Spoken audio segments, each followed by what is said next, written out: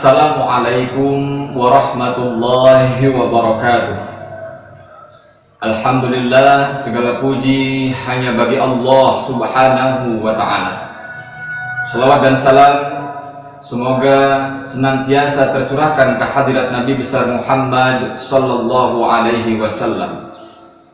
Pemirsa yang dirahmati oleh Allah subhanahu wa ta'ala, ada beberapa hal yang bisa merusak amal atau bisa merusak ibadah-ibadah yang telah kita kerjakan, sebagaimana dalam sebuah sabda baginda Rasulullah Muhammad sallallahu alaihi wasallam yang diriwayatkan oleh Imam At-Tailani dari Abdi bin Had, sittatu asya'a tuhbitul a'mal, bahwa ada beberapa hal yang bisa merusak amal. Yang pertama adalah al-istighalu bi'uyubil khalqi, yaitu sibuk membicarakan atau mencari aib orang lain. Pemirsa yang berbahagia, sayang rasanya ketika ibadah-ibadah yang telah kita kerjakan tidak menjadi sebuah wasilah kita untuk bisa lebih dekat kepada Allah subhanahu wa ta'ala. Namun ternyata amal-amal dan kualitas ibadah yang telah kita lakukan justru bisa rusak lantaran kita terlalu sibuk membicarakan dan mencari atau membongkar aib orang lain. Allah menutupi aib hambanya, Allah menutupi aib hambanya. Lalu mengapa kita harus membongkar aib kita sendiri? Bukankah Allah subhanahu wa ta'ala telah memberikan gambaran kepada kita bahwa orang yang seringkali membongkar aib orang lain diibaratkan ia sedang makan bangkai saudaranya sendiri. Pemirsa yang berbahagia, oleh karena itu dalam riwayat lain Rasulullah Muhammad sallallahu alaihi wasallam memberikan pengajaran kepada kita semua, tubat liman syaghalahu aibuhu an uyubin nas. Beruntunglah orang yang sibuk dengan aib atau kekurangan dirinya sendiri sehingga membuat dia tak lagi ada waktu untuk membicarakan, mencari, bahkan membongkar aib orang lain. Kemudian yang kedua adalah dalam riwayat ini dijelaskan yang bisa merusak amal wa qaswatul qalbi, yaitu hati yang keras. Yang dimaksud hati yang keras adalah hati yang sulit atau bahkan enggan tak mau menerima kebenaran.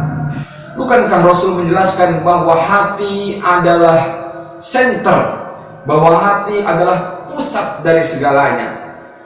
Bagaimana Kiai Haji Agim pun memberikan gambar melalui syairnya yang berbunyi, jagalah hati, jangan kau kotori, jagalah hati, lentera hidup ini, jagalah hati, jangan kau nodai, jagalah hati, cahaya ilahi. Jika baik hatinya, maka baik amalnya. Jika buruk hatinya, maka rusaklah amalnya. Jagalah istri, jangan kau sakiti, tangisan istri, tangisan bidadari. Jagalah suami, jangan kau khianati, bila kau khianati, suami kawin lagi.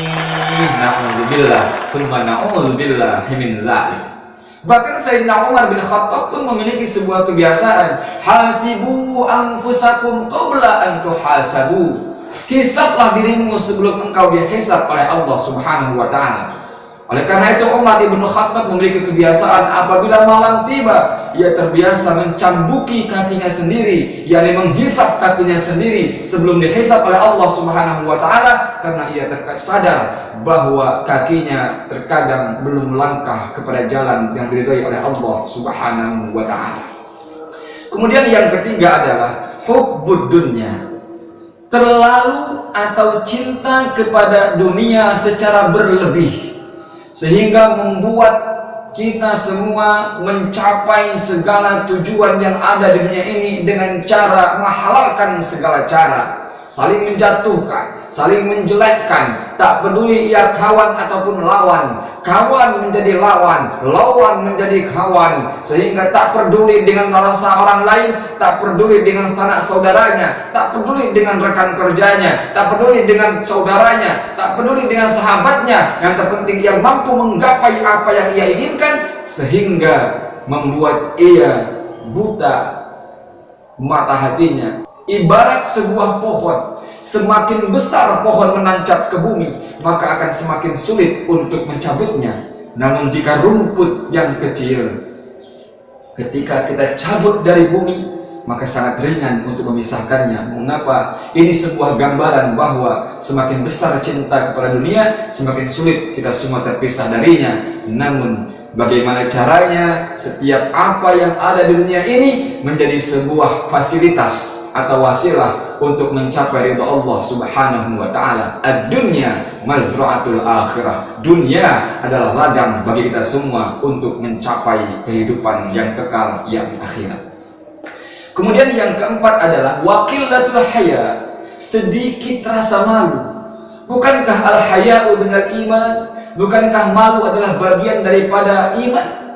Tak lagi malu mengumbar aurat, tak lagi malu melakukan hal-hal yang bertentangan dengan syariat, tak lagi malu melakukan sesuatu yang dilarang oleh agama Allah Subhanahu wa taala.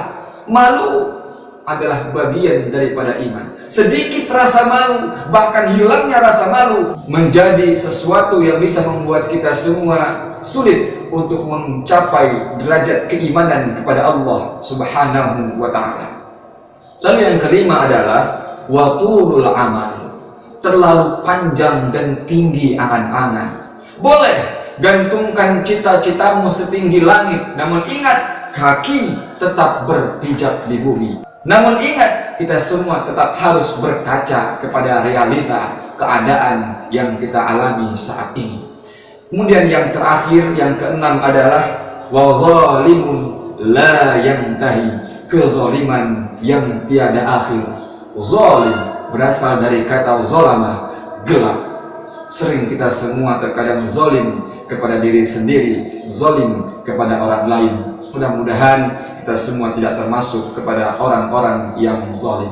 Pemirsa yang dirahmati oleh Allah Subhanahu wa taala, ini adalah 6 hal yang bisa membuat rusak amal kebaikan atau ibadah yang telah kita kerjakan.